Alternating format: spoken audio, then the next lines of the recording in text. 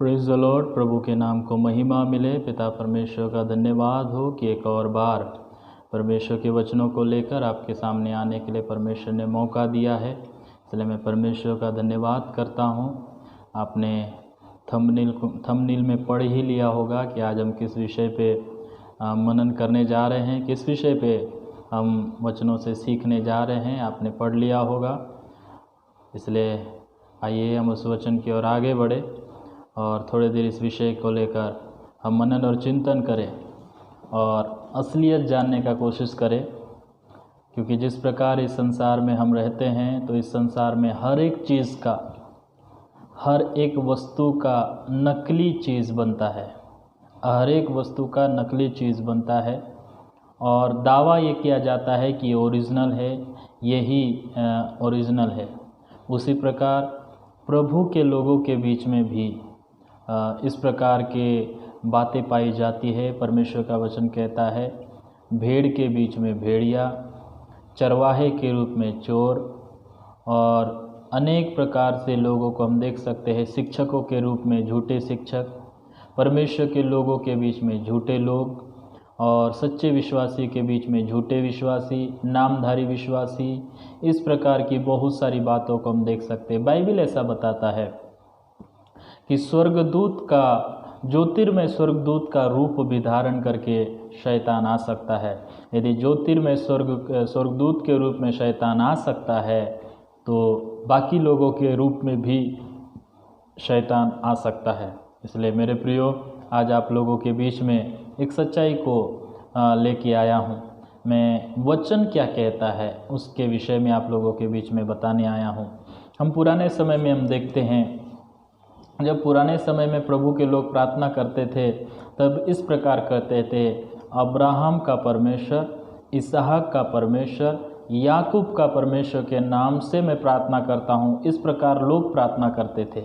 लेकिन प्रभु यीशु मसीह जब इस संसार में आए, प्रभु यीशु मसीह ने हम सब लोगों को ये बताया, संसार को ये बताया, और ये हमें सच्चाई बताया कि वो जो सर्वशक्तिमान परमेश्वर है, वो केवल परमेश्वर, ना केवल परमेश्वर है, बल्कि उसका जो रिश्ता, परमेश्वर और मनुष्य का जो रिश्ता है, वो पिता और पुत्र का रिश्ता है।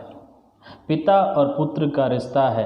पुराने समय में लोग केवल उसे परमेश्वर के रूप में जानते थे, लेकिन जब नए नियम में आते हैं तो परमेश्वर का वचन कहता है कि वो पिता के रूप में हमारे लिए उपस्थित है। वो हम उसके साथ पिता के जैसे बात करते हैं, वैसे हम बात कर सकते हैं। वो हमारा पिता है, हम उसकी संतान हैं, और पिता और पुत्र का जो रिश्ता में जिस प्रकार व्यवहार होता है, उस प्रकार का व्यवहार हम कर सकते हैं।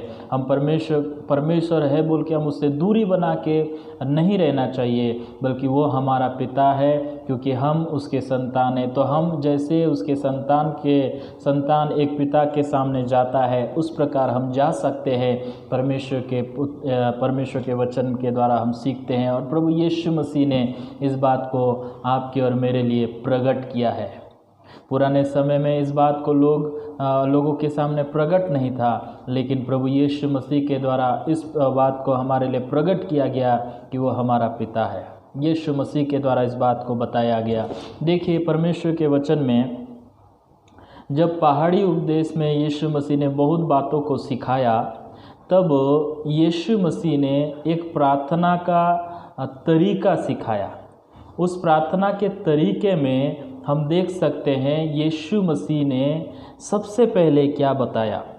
मत्ती रचित सुसमाचार उसका 6वां अध्याय और उसका 9वां पद में यीशु मसीह क्या प्रार्थना करना सिखाते हैं, किस रीति से प्रार्थना करना है ये सिखाए। वो प्रार्थना का सिद्धांत सिखा रहे हैं, और वो केवल प्रार्थना का सिद्धांत नहीं है, बल्कि वो हमारे जीवन का भी सिद्धांत है। यदि उस जीवन के सिद्धांत, उस प्रार्थना को हम अपने जीवन का सिद्धांत बना के चलेंगे, तो ज़रूर प्रभु हमसे प्रसन्न होगा। तो आज हम उसके विषय में नहीं, हम अगली बार उसके विषय में ज़रूर मनन करेंगे। लेकिन पहले आज हम देखें हमारा रिश्ता जो परमेश्वर के साथ है वो कैसा होना चाहिए, क्या है हमारा रिश्ता। हम देख लेते हैं मत्ती रचित सुसमाचार 6वां अध्याय उसका 9वां पद। 8वां पद से हम पढ़ते हैं। इसीलिए तुम उनके समान ना बनो, क्योंकि तुम्हारा पिता तुम्हारे मांगने से पहले ही जानता है कि तुम्हारी क्या क्या आवश्यकता है। यीशु मसीह ने क्या कहा? अन्य जातियों के समान प्रार्थना मत करो, बकबक मत करो। क्यों? क्योंकि तुम्हारा पिता तुम्हारे मांगने से पहले जानता है तुम्हारी क्या क्या आवश्यकता है। यहाँ पे यीशु मसीह ने नहीं कहा कि तुम्हारा परमेश्वर जानता है तुम्हारी क्या क्या आवश्यकता है। यहाँ पे प्रभु यीशु मसीह ने ये नहीं कहा कि तुम्हारा स्वामी जानता है कि तुम्हारे लिए क्या क्या आवश्यकता है, या सृष्टिकर्ता जानता है कि तुम्हारी क्या क्या आवश्यकता है। इस प्रकार कुछ बातों को नहीं बोला। उसने प्रार्थना करने से पहले इस बात को सिखाया कि परमेश्वर पिता या इस संसार को बनाने वाला सृष्टिकर्ता पिता, सृष्टिकर्ता परमेश्वर का जो रिश्ता मनुष्य के साथ है वो क्या है? पिता और पुत्र का है। उसने सबसे पहले प्रार्थना सिखाने से पहले इस बात को सिखाया कि परमेश्वर का वचन कहता है तुम्हारे पिता को मालूम है तुम्हें क्या क्या ज़रूरत है। एक शब्दों को बार बार रिपीट करने का ज़रूरत नहीं है। जैसे आज बहुत सारे लोग इस बात को रिपीट करते रहते हैं, एक ही बात को रिपीट करते रहते हैं, उसका अर्थ उसको मालूम नहीं है। वो एक रट्टू तोता जैसे रिपीट करते रहते हैं, धन्यवाद धन्यवाद धन्यवाद। रिपीट करना गलत बात नहीं है, लेकिन उसका अर्थ मालूम नहीं है, उसका मीनिंग मालूम नहीं है, और बिना मालूम किए वो धन्यवाद दे रहे हैं। वो मन से धन्यवाद नहीं देते, बस शब्दों से धन्यवाद देते हैं। ये प्रार्थना प्रभु नहीं चाहता। और प्रभु क्या चाहता है हम देख लेते हैं। परमेश्वर के वचन में हमने पढ़ा वो हमारा पिता है। सबसे पहले तो प्रार्थना करने वाले व्यक्तियों को आपको जानना है। जो कोई परमेश्वर पिता से प्रार्थना करते हैं सबसे पहले इस बात को जानना है मैं उसके पास परमेश्वर के, वो मेरा परमेश्वर ज़रूर है, लेकिन मैं उसके पास एक पिता के पुत्र के समान जा सकता हूँ। मैं उसको ये पिता के रूप में बोल सकता हूँ। और परमेश्वर का वचन में यीशु मसीह ने ये सिखाया कि वो हमारा परमेश्वर तो है ही, लेकिन जब हम उसके पास जाएं तो उसको अपने पिता के रूप में समझे, पिता के रूप में पुकारे और पिता के रूप में जानकर उसके पास जाएं, क्योंकि पिता परमेश्वर को मालूम है कि हमारी क्या क्या आवश्यकता है।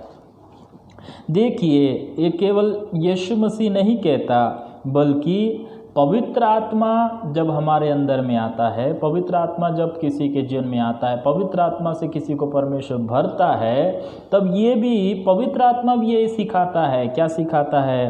रोमियो उसका 8 अध्याय उसका 15 पद क्या कहता है?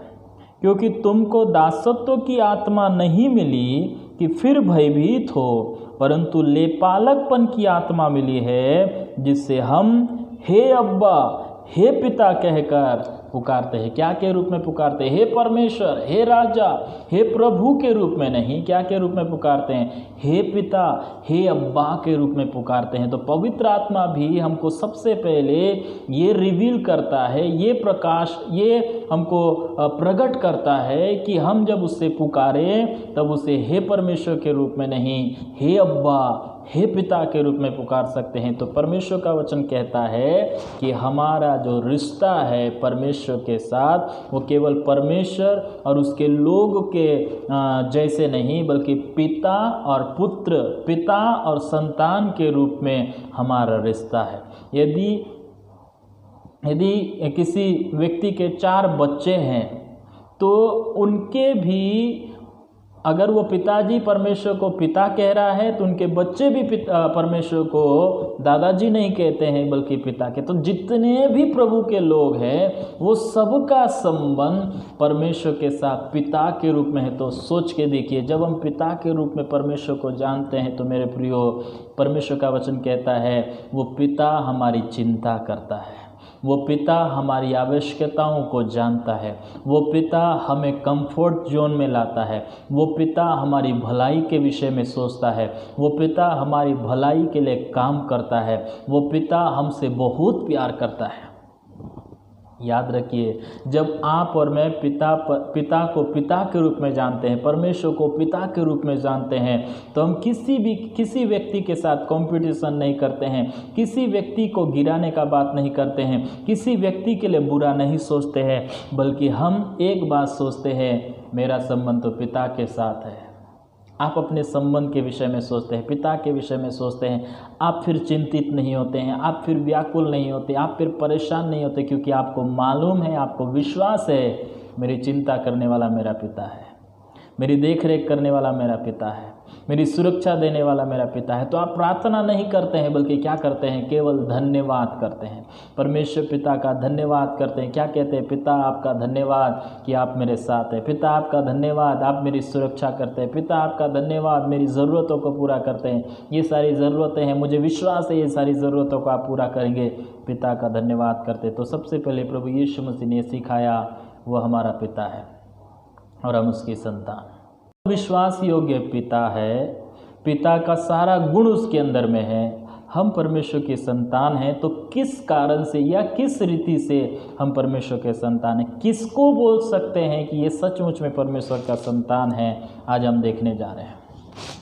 हम में से बहुत सारे लोग ये बोलते हैं, ये ज़रूर बोलते हैं कि हम परमेश्वर के संतान हैं, विश्वासी भी कहते हैं कि हम परमेश्वर के अब संतान हैं, पासवान भी यही सिखाते हैं कि हम परमेश्वर के संतान हैं। किस कारण से परमेश्वर के संतान हैं, एक बात की ओर ज़्यादा इशारा किया जाता है, हम विश्वास करने के कारण से, प्रभु यीशु मसीह को ग्रहण करने के कारण से हम परमेश्वर के संतान हैं, इस बात को बोला जाता है। और ये सच में, ये कहीं और से नहीं है, बाइबल से लिया गया है। लेकिन मैं आज आपको 5 बातें बताऊंगा जिसके द्वारा ये साबित होता है हम परमेश्वर के संतान। केवल एक बात को नहीं, जब कभी हम वचनों को पढ़े, एक वचन को पढ़ के हम उसका फैसला ना करें, उस वचन के साथ और जो वचनें जुड़ी हुई हैं, उन वचनों के साथ हमको मिलान करना ज़रूरी है।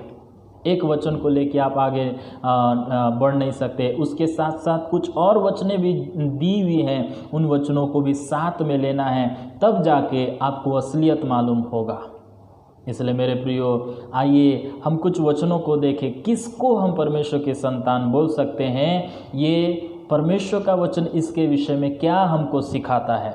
तो सबसे पहले तो जो सारे संसार में फेमस है, सारे प्रभु के लोगों के बीच में ज़्यादा फेमस है, उस वचन को हम देखते हैं, क्या शुरुआत में किसको परमेश्वर का संतान कहा जाता है।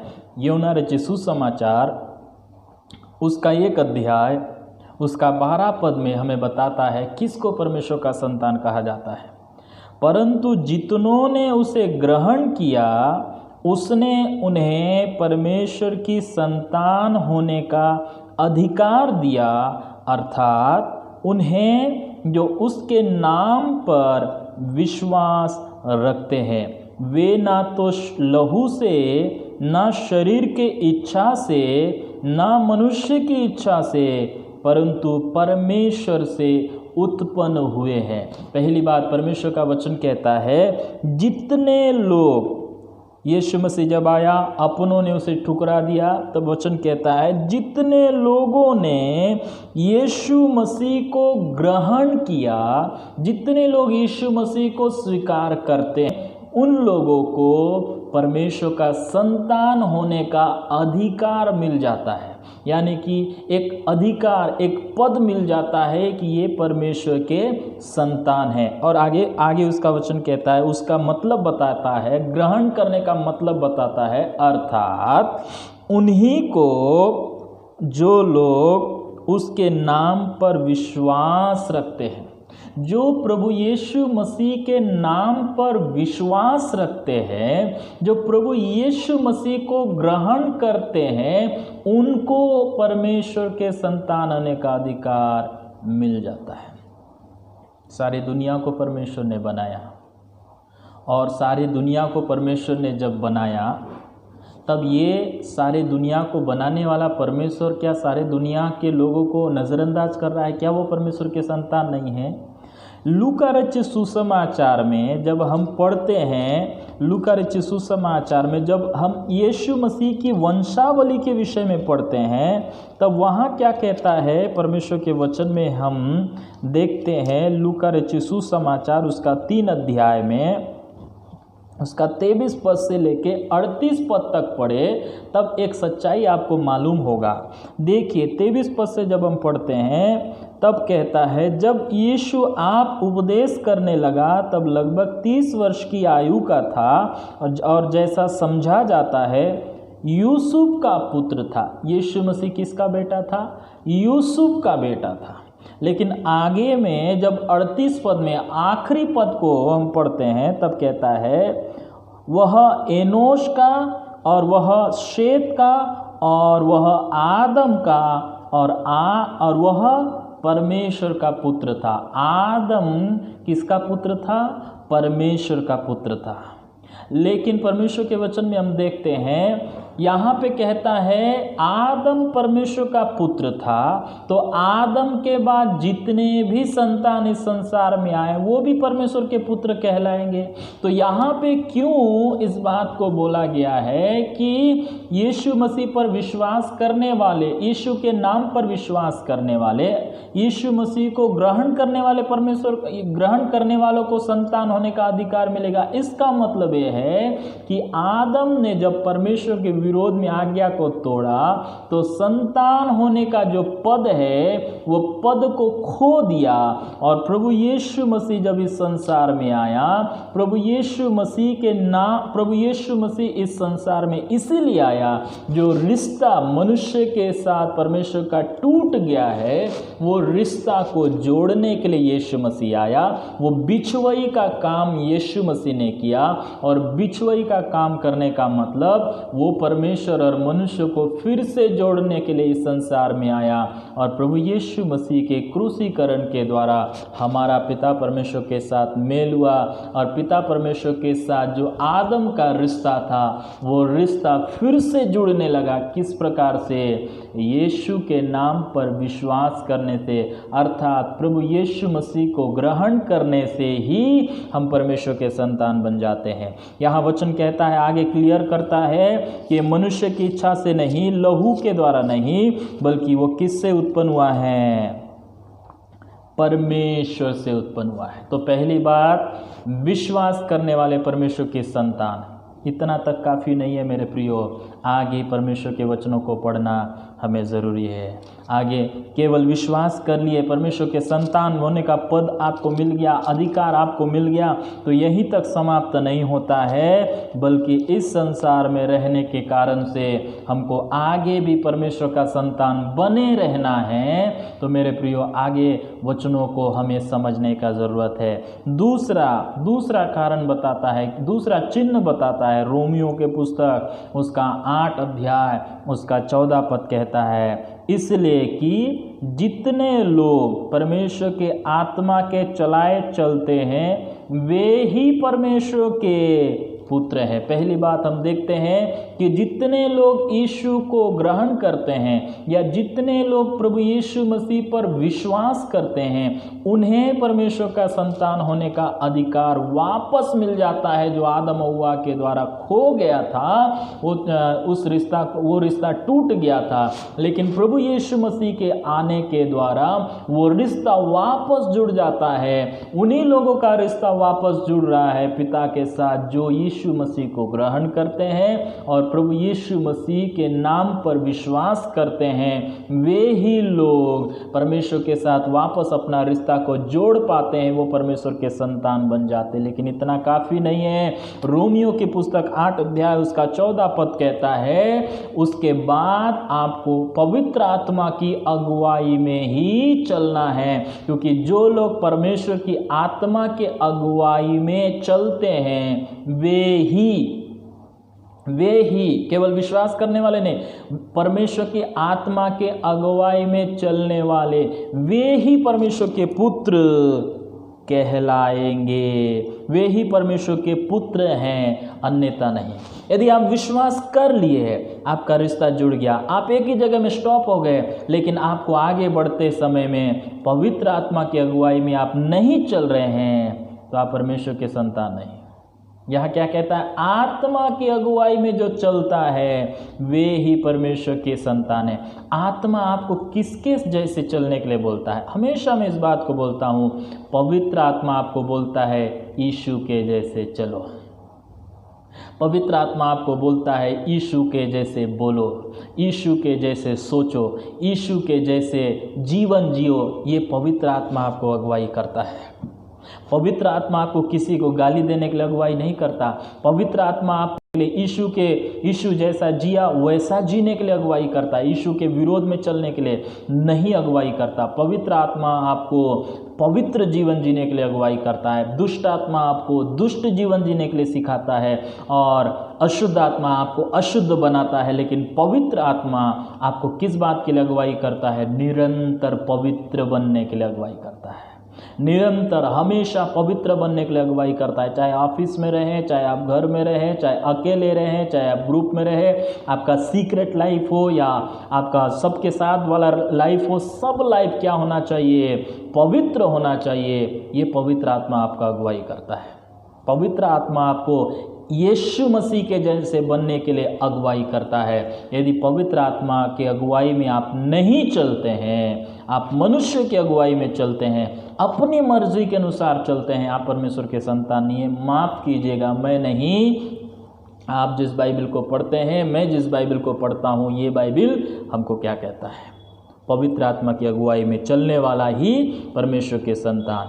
अब दूसरा बात हमने देख लिया। अब तीसरा बात हम देखते हैं, परमेश्वर का वचन क्या कहता है। मत्ती रचित सुसमाचार उसका 5 अध्याय उसका 9वां पद को हम पढ़ते हैं। मत्ती रचित सुसमाचार उसका 5 अध्याय उसका 9वां पद में क्या कहता है? क्या धन्य है वे जो मेल कराने वाले हैं, क्योंकि वे परमेश्वर के पुत्र कहलाएंगे।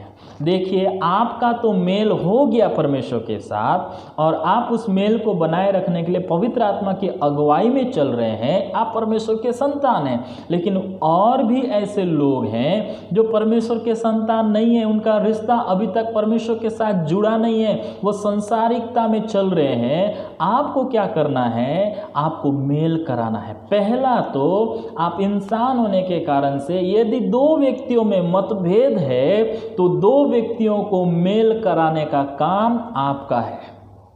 यदि आप परमेश्वर के संतान बनना चाहते हैं तो 2 व्यक्ति जो आपस में मतभेद होके चल रहे हैं, लड़ाई झगड़ा होके चल रहे हैं, उनको मिलाने का प्रयास करने का काम नहीं, प्रयास करने का काम आपका है। आपका काम नहीं जबरदस्ती मेल कराने का, नहीं, प्रयास करने का काम, बिछुआई का काम आपको करना है। और दूसरी बात, उससे भी जरूरी बात यह है कि उसका जो संबंध परमेश्वर के साथ टूट गया है, वो रिश्ता को भी मेल कराने का काम करना है। क्या, कैसे मेल कराएंगे? परमेश्वर का वचन कहता है, पौलुस अपने पत्रियों में कहता है, हमको मेल का संदेश दिया गया है, मेल का सुसमाचार सौंपा गया है। तो उन व्यक्तियों का रिश्ता जो परमेश्वर के साथ अलग हो गया है, उन लोगों को जाके ये बताना है कि परमेश्वर आपसे प्यार करता है, परमेश्वर आपका पिता है, आपके साथ मेल करना चाहता है। ये हमको उन तक संदेश पहुंचाना है। जब तक उसका इच्छा नहीं होगा, मेल नहीं कर सकता। हमको मेल का भरसक प्रयास करना है कि वो पिता परमेश्वर के पास आ जाए और जिस प्रकार आप संतान बने हैं वो भी संतान बन जाए। तीसरा बात क्या कहता है? मेल कराने वाले परमेश्वर के संतान होंगे। और उसके बाद हम ही मत्ती रचित सुसमाचार में ही एक और वचन को पढ़ते हैं, उसका 5वां अध्याय उसका 4 पद और 44 पद और 45 पद।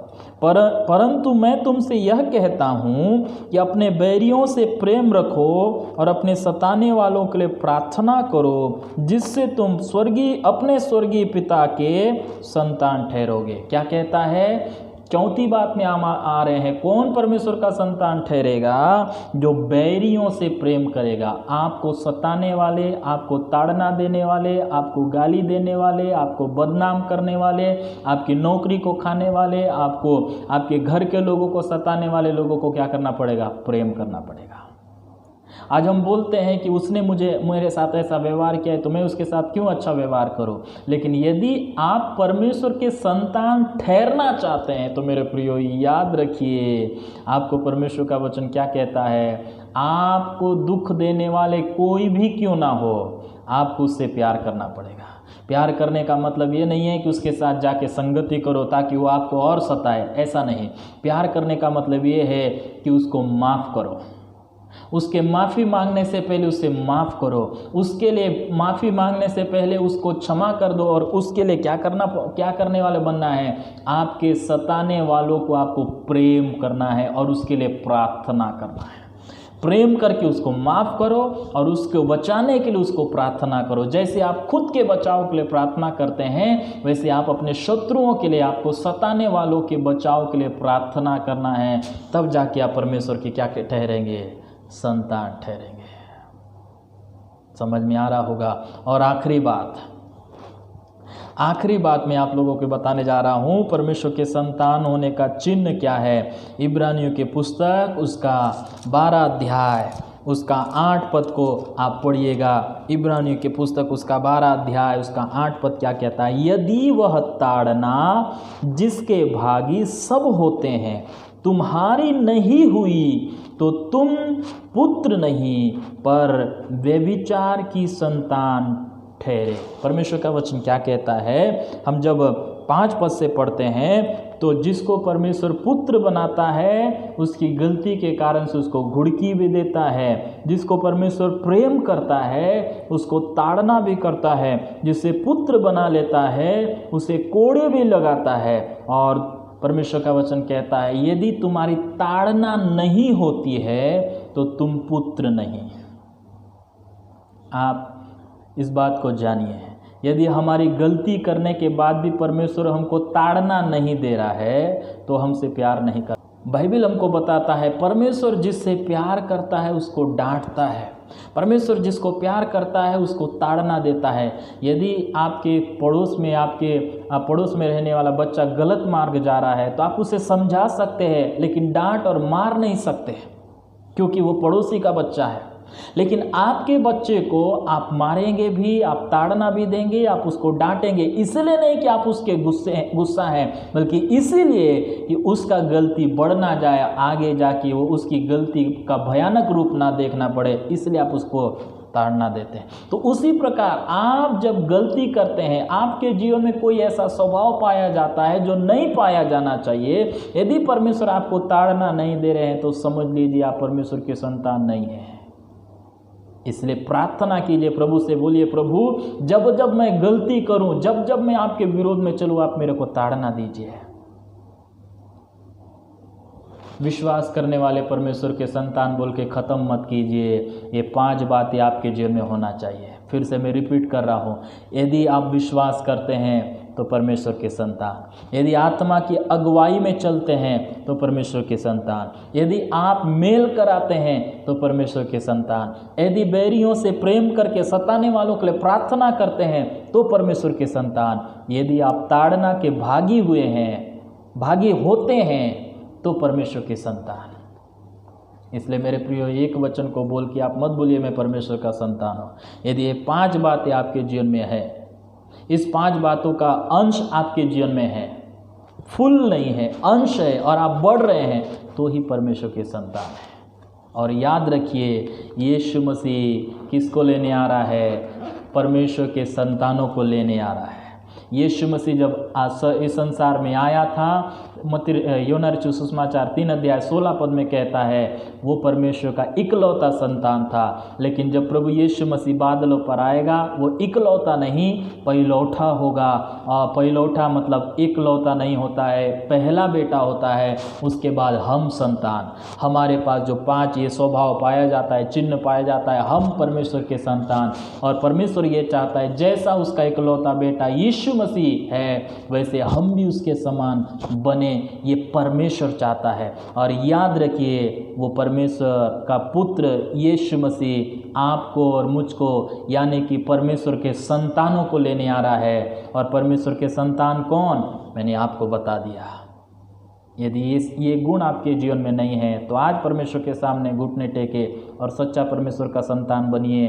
डुप्लीकेट परमेश्वर के संतानों को लेने के लिए नहीं आएगा, उस दिन पता चल जाएगा। इसलिए सीरियस हो जाइए केवल विश्वास करता हूँ बोल के परमेश्वर के संतान मत बनिए। ये 5 गुणों को अपने जीवन में अपनाइए और परमेश्वर के संतान बनिए। परमेश्वर आप सबों को आशीष दे। आइए हम प्रार्थना करें। सर्वशक्तिमान परमेश्वर पिता, एक बार धन्यवाद देते हैं आज के वचन के लिए। हमें जानने में मदद किया कि कौन परमेश्वर के संतान हमने जाना। इस वचन के अनुसार हम चलने के लिए सहायता कर। धन्यवाद देते हैं, प्रार्थना सुना, यीशु के नाम से प्रार्थना मांगते हैं, आमीन। यदि आज का वचन आपको समझ में आया है तो मेरे प्रियो, यदि आप चाहते हैं आप दुनिया के लोगों को सचमुच में परमेश्वर का संतान बनाने की इच्छा आपके जीवन में भी है, यीशु मसीह के जैसे आपके अंदर में भी बोझ है, तो इस वीडियो को ज़्यादा से ज़्यादा लोगों तक शेयर करें। आपके परिवार के हर एक लोगों को दिखाएं, आपके दोस्तों को हर एक लोगों को दिखाएं, आपके कलीसिया के हर एक लोगों को दिखाएं, ताकि वो लोग परमेश्वर का संतान बन सके। और यदि आप चाहते हैं इस प्रकार के और भी वचन को सुनने के लिए, तो इस चैनल को आप सब्सक्राइब कर सकते हैं और इस चैनल के द्वारा और भी आपको परमेश्वर का संदेश मिलेगा। प्रार्थना कीजिए। प्रभु आप सबको आशीष दे। सबको जय मसीह की।